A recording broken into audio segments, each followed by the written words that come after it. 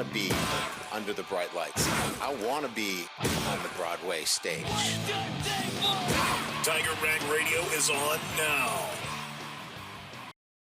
All right, we are now joined by reigning national champion LSU Gymnastics coach Jay Clark. Jay, how are you? Doing good tonight, guys. How are y'all? Hey, thank you, Jay, for joining us. Well, interesting press conference the other day. You were talking about some decisions you were playing around with lineup-wise. Y'all, are you and your staff kind of still in that process ahead of Friday's meet at the River Center?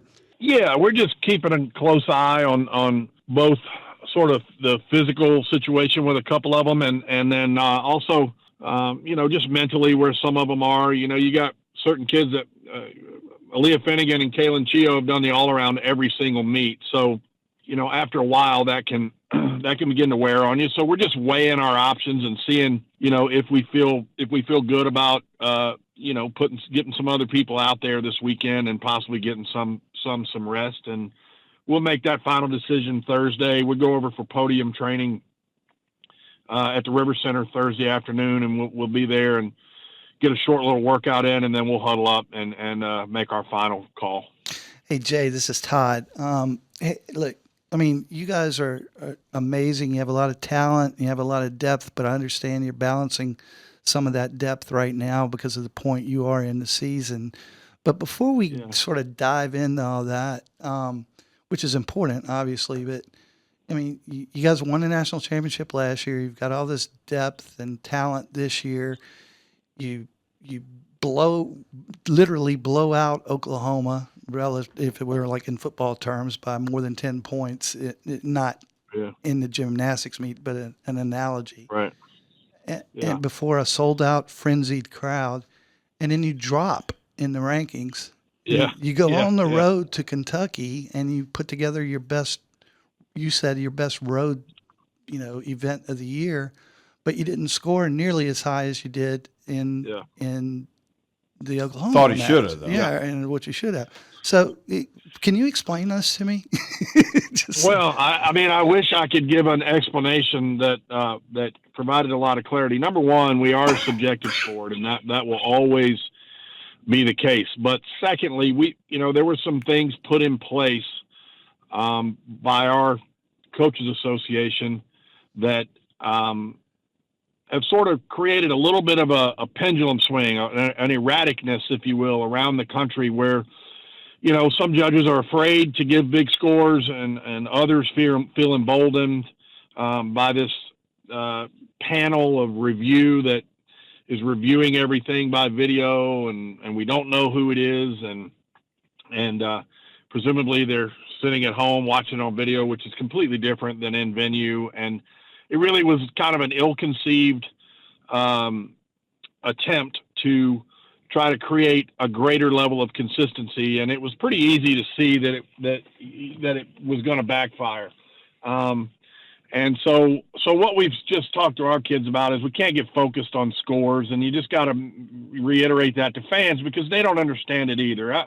Our fan base is relatively educated, and they've been with us a little while. And they may not know every deduction, but they know what a really good routine looks like. And so in some cases, what we've effectively done is taken away, or at least significantly reduced, the opportunity for a fan to see a home run. You go to a baseball game, one of the things you'd like to see, or other than your team winning, is you want to see some bombs hit, or or whatever. And those exciting moments in every sport have a common thread. And for us, that perfect 10 or real near it is something that our fans have grown accustomed to seeing. And so we've seen a precipitous drop in that. And I do think that last weekend was our best road performance of the year, and yet the score didn't necessarily indicate it. So we just got to keep our nose to the grindstone and not get hung up on that, and get fans to understand eventually this will level back out.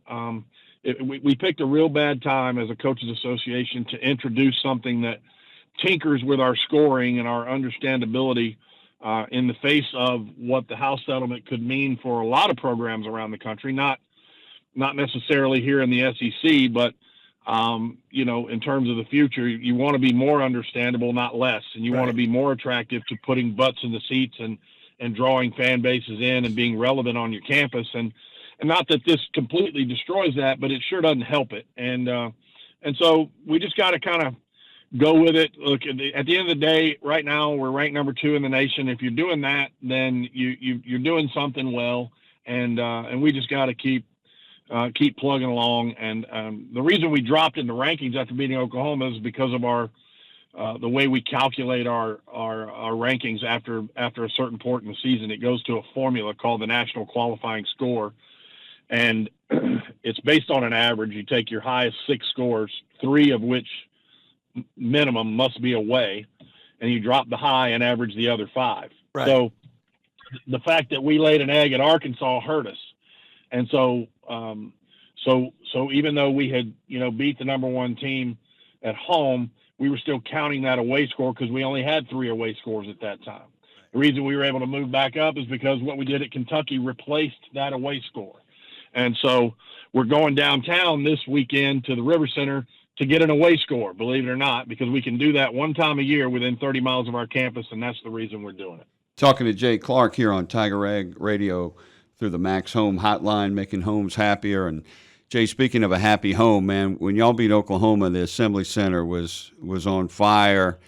And I wanted to ask you, what have you felt or heard in recruiting after that win, and just I don't know, on the street, what's the vibe you've been getting and your program since that victory? Well, Garrett Griffiths he spearheads our recruiting efforts, and he's always got us in front of the right kids, regardless, even before we won the national title, which is in large part why we were able to. And so, I think it might move the needle a little bit. I wouldn't say that there's anything we notice immediately. It creates a little bit of a buzz, and you start to notice recruits around the country liking the social media stuff a little more and engaging a little more. But, we're recruiting right now for 27 and 28.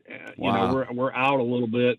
And so we're not at a place where we can talk directly to them. But you pick up little things that move the needle a little bit and kind of give you a little better gauge on what the interest level is. And the interest level is already high. And certainly, when you have a big win like that and you're leading the nation in attendance, as our fans have done for us for the last several years, that doesn't hurt at all. Joining the Army is more than a chance to serve your country. It's also a great career move. All my personal experience, I've been able to build upon that so that I could achieve construction management and training, go for a project manager planner. So when I get out of the military, I'm able to pursue a career in construction management. Get the experience you need through service in the United States Army.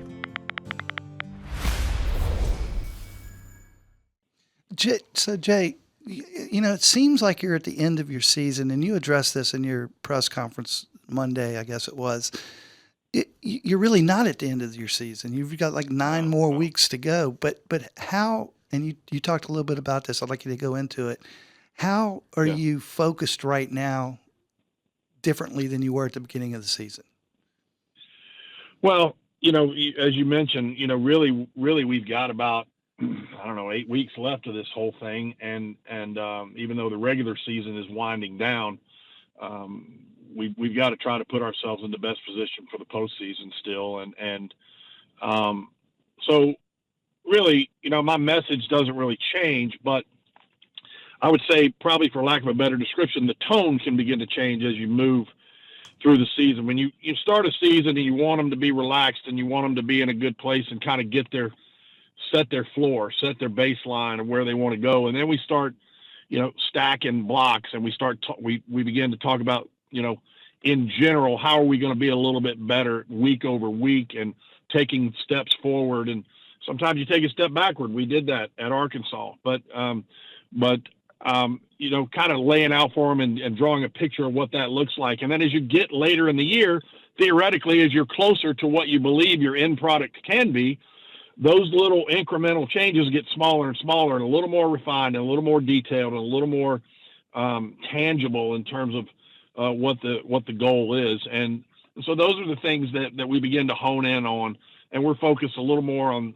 the physical part of how we land and the body positions that we're in. It's not so much about just, hitting routines now. It's about ironing out the wrinkles and getting the details lined up where we want them as we hit the final stretch. And the biggest thing for us right now is, losing Chase Brock was a big blow, and not having KJ Johnson get healthy this year, and Alona not getting healthy coming out of an injury from last year and just now kind of rounding into form. We're just trying to manage the bodies that we have, because we believe we've got enough to do what we want to do, but we've got to manage it really close to the best. All right, Jay, appreciate your time and joining us. Good luck this weekend and the rest of the season. Hopefully we'll talk again. Appreciate it. All right, guys. Thanks for having me on. Quite a lineup of events in February from your friends at the East Baton Rouge Library. Always a hit, Mid-City Microcon returns on February 8th. Grab your bestie on February 14th for Movies on the Plaza, Galentine's Edition. The library also welcomes Poet Laureate Allison Pellegrin and author Robert Penn this month. For more details about these events and others, visit ebrpl.com. That's ebrpl.com.